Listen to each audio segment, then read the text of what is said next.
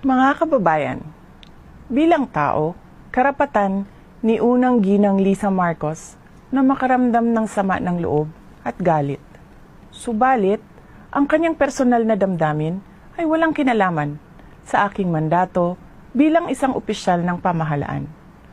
Upang makausad tayo, iiwan na natin sa isang pribadong pag-uusap sa pagitan lamang namin ni Pangulong Bongbong Marcos Jr.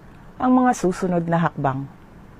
Mga kaigsuunan, nag-atubang ang ato ang nasod ug dagkong mga problema nga kinahanglang solusyonan sa gobyerno.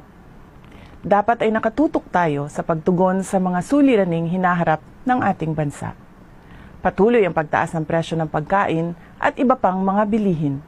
At ito ay mas nagpapahirap pa sa dinaranas na gutom o kawalan ng sapat na pagkain ng mahihirap nating kababayan.